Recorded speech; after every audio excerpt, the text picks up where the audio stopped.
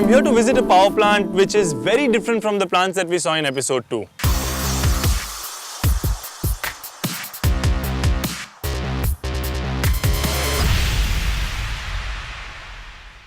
Let's see how they make their electricity.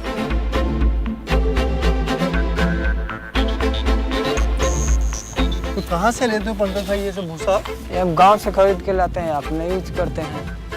So this is where it all starts.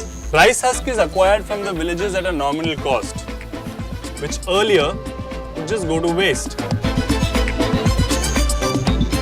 The rice husk is continuously fed into this reactor, which results in the formation of a producer gas, which is combustible.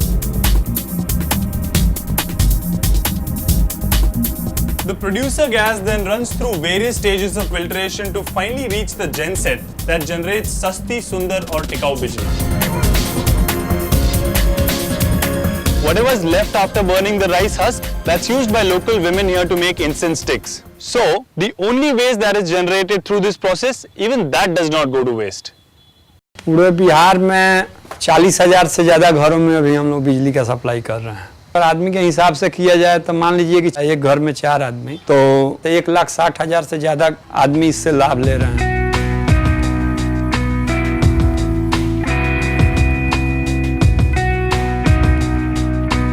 I'm here to meet a farmer who I've heard is successfully harnessing the energy of the sun for farming practices.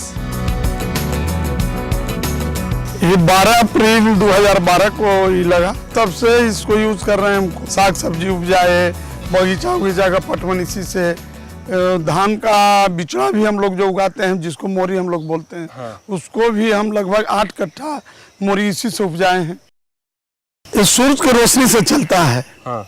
इसमें कुछ नहीं, हम लोगों को एक नया पैसा नहीं लगता है।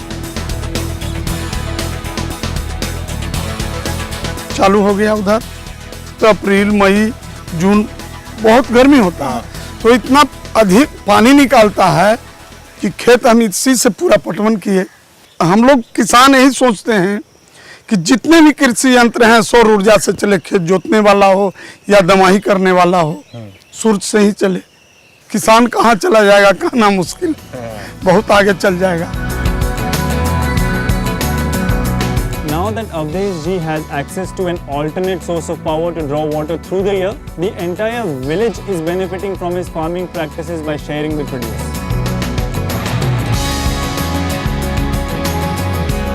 Fed up with the hefty monthly electricity bills, Father Paul of St. Mary's Church, Patna, decided to take matters in his own hands and came up with an alternative.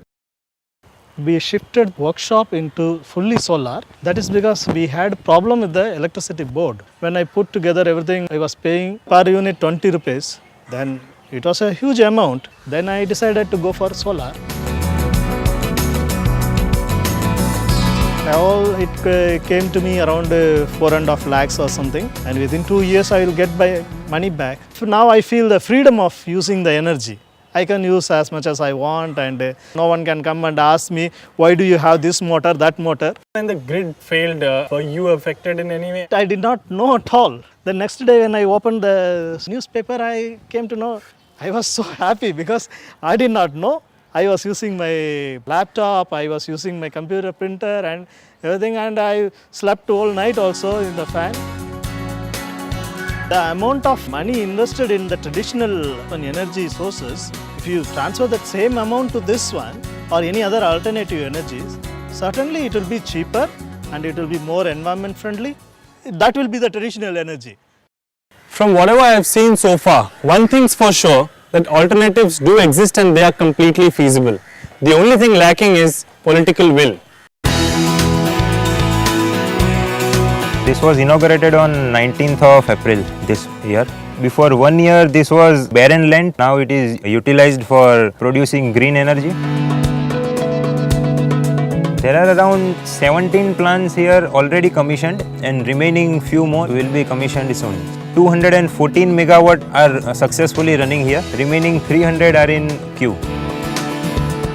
Electricity by coal is rupees 5 per unit and the price per unit of solar is around rupees 15 per unit. So you get paid 15 rupees per unit to sell it to the government? Yes. Why can't you and I do that? due to overwhelming response, the price is continuously decreasing. In 2012, the price will be lesser than 15 rupees. It is around 10 rupees. It will become around 6 to 8 rupees. After few years, solar will be cheaper than thermal electricity. So it's going to take a little time, but we're going to get there.